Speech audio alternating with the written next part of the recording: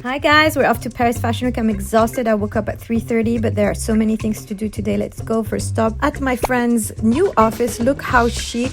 Saif Mahdi from Safe Management. He represents all the biggest stars and he's amazing. He's Tunisian like me. Look at him taking photos of my biologique recherche. So kind. Off to Tom Ford. We're 3 hours before the show. I love seeing the madness before the magic happens. It's beautiful in there and chaotic. Everyone's getting ready. This year's theme was broken lashes and lacquered lips. How inspiring. It's chaos and I love chaos. Time to find an Uber bike and go to my next meeting. This is Maj. It's on a boat, which is super exciting. Look at this sailor chic vibe. Super well cut. Very affordable. We love Maj. Off to my next meeting. What is it? Well, it's none other than the fashion show of Tom Ford. Haider Ackermann is one of my favorite designers. I'm not gonna lie to you. The mastery of his cuts, his leather treatments, his everything. I'm a fan. I'm biased. I'm a fan. Haider Ackermann, I love you. Oh, look at that. Who's she? Good thing the next show is walking distance, so let's go. Now it's off to the Balmain show. So many people couldn't find the entrance. So many crazy looks. Everyone pushing. Look how pretty it is inside. It's crazy. Following the Tyla Met Gala dress, Olivier Roustin is taking us to the beach this time in slouchy silhouettes and volumes and silhouettes. This is a new era for Balmain. I'm totally here for it. We're off to my favorite part of the day. This is Hamza. He runs a brand called Khol from Morocco in Paris with his partner Valentin. And they are so incredibly talented. I really want them to succeed. I was there for a fitting. This is Massinissa, his PR, another super talented Moroccan. Trying a few outfits. The tailoring is incredible. Look at this leather work. I really want to encourage them, and I encourage you guys to visit their website, their showroom, and really help your local designers. It's super important. That's a wrap for day one. See you tomorrow, guys. Another day, another sleigh, and by another sleigh, I mean my feet are slain.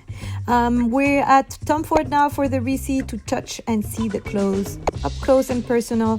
And then I had lunch with Osama Shabi. We all know him and love him. He's so funny. And then my friend Cécile Cassel at the Cost, which is kind of Fashion Week HQ if you're lucky enough to get a table and a mozzarella at $50. Slightly exaggerating, not so much actually. Here's my look. Some of you said I should show my face more, but I'm not a vlogger. I don't know how to self-film. I took another electric bike. Look at me stopping at the red stop. Not all Parisians do, trust me. Here I am at Galerie Lafayette. It's a masterpiece of Belle Époque architecture.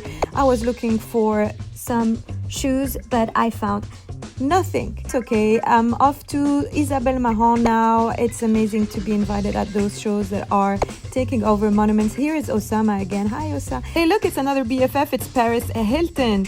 Isabel Marant is known to have a very cool front row. Here with the girls from Kiss of Life, a K-pop group. Off to the runway, it's Alex Consani. I don't know if you follow her on TikTok, but you really should. And then one of my favorites, Nora Atal. I'm so excited to see more Arab faces behind the scenes and in front of the camera. Yes, to Arab representation. I mean, you know how it goes. The show was a very quintessential Isabel Marant, but not designed by Isabel Marant this time. It was designed by Kim Becker, who is taking the helm after 30 years of Isabel defining French cool. Another photo of me because you asked for it, not that I really like it. In any case, I will see you tomorrow. Thank you so much for following our adventures. What a day, guys. So here I am in my taxi talking Amazigh culture with my driver when Candice, the PR from Loewe, kept on calling me saying, "Where are you? You're late." So I decided to stop the taxi and take an electric bike instead.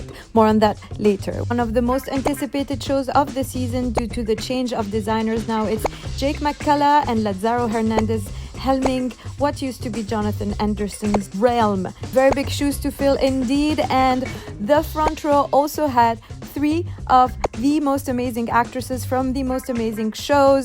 We have White Lotus, Severance, and Succession in the same room. I was so excited to see them, and here I am telling them how much I love them and how amazing they are. Where is she?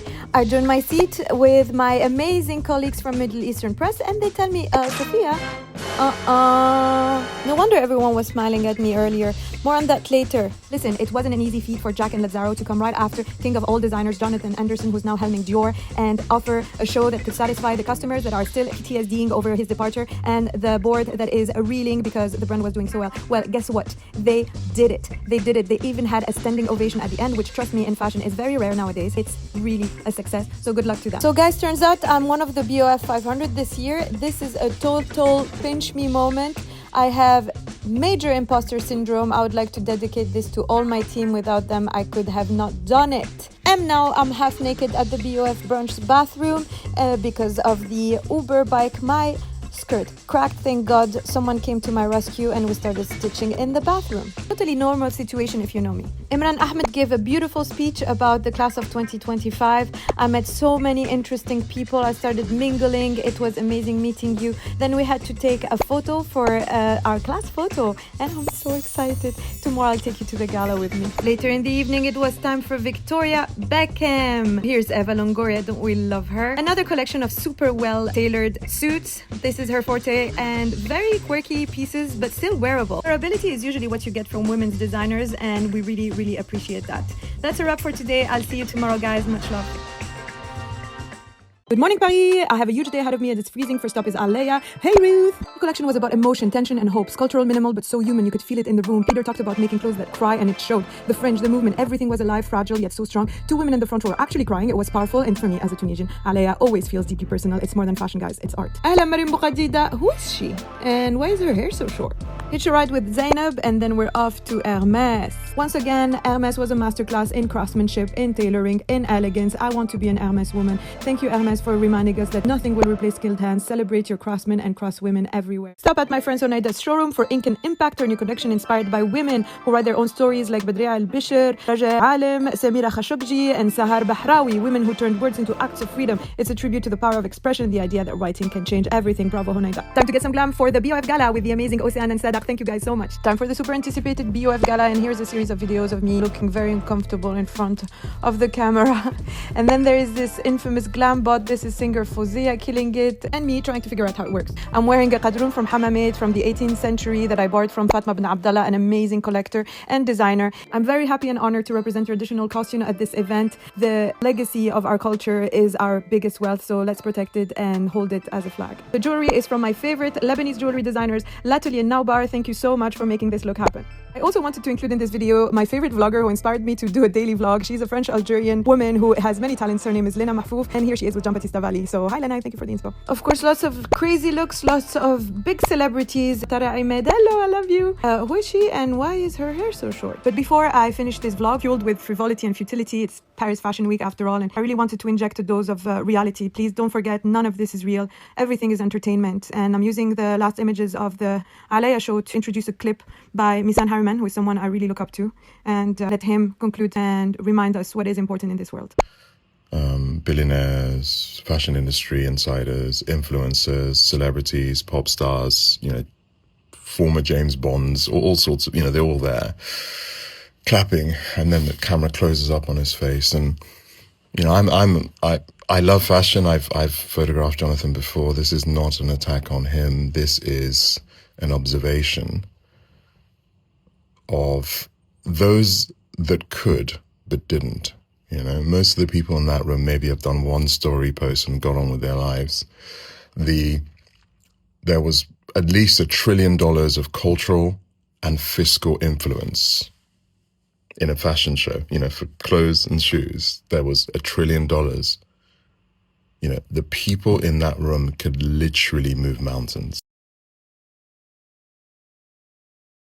From the plane, last day for the vlog, guys. It's been incredible. Thank you for following me. First up is Abadia. I followed Shahd Shahid's journey since day one. Seeing her now as a Fashion Trust Arabia finalist and sold on Net-a-Porter makes me so proud. Her work is a real example of what regional brands can become when done with vision and hustle. Sadu stacking motif has become her signature for a chain plus 40 women, and their income has grown by 100% year after year. That's fashion creating real change. Love pieces you can actually live in and that carry the soul of where you come from. The future is bright for Arab designers. Please invest in your local designers. I can never say that enough. Run. Next meeting is at Maison Pyramide, which is run by super awesome boss ladies that are building an empire. Vanina opens the door, and I immediately fell in love with the energy of this Turkish designer. Last show in Paris was stunning. stunning. He's having a big moment right now. He just won the Pierre Berger Prize at Endam, one of France's biggest fashion awards, and a huge deal for any designer building their name. He's now mentored by Alexandre Matuzi of Ami Paris. He was also recognized by Fashion Trust Arabia back in 2022. God, I love you, Fashion Trust Arabia. In short, Berchak Yol is definitely one to watch. You should all learn how to pronounce his name. Run again. And here we are at Miu Miu. Hi, Lina. Hi, Dima. Oh, it's Amr Diab's daughter and Yusra Mardini, the Olympic swimmer. And oh my God, so many very, very impressive women. Who is she and why is she ruining my shot of Dima Al-Shikhli? I have to admit it right from the start. I'm biased towards Miuccia Prada. She's the rarest, most precious fashion genius and needs to be protected at all costs. She channels labor, dignity, and unsung strength this season. The show was titled This Woman's Work, and the aprons become essential.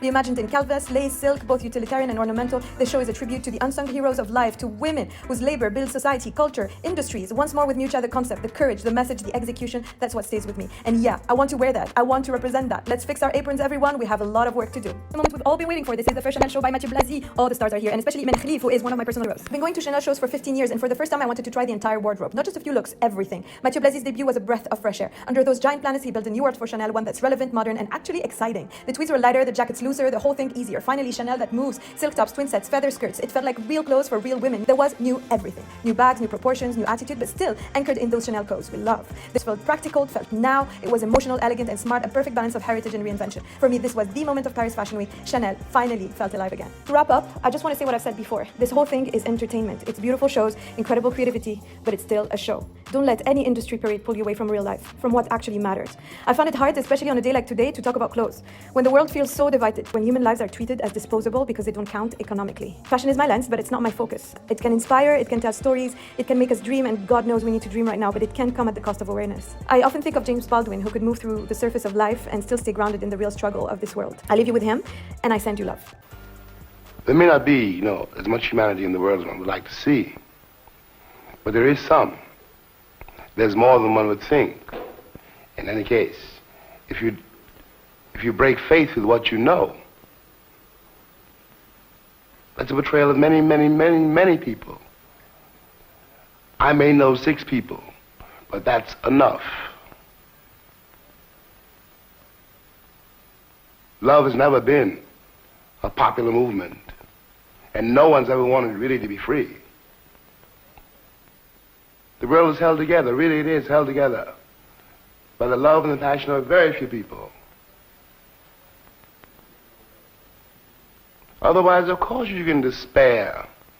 Walk down the street of any city, any afternoon, and look around you. What you got to remember is what you're looking at is also you. Everyone you're looking at is also you. You could be that person. You could be that monster. You could be that cop. And you're to decide in yourself not to be.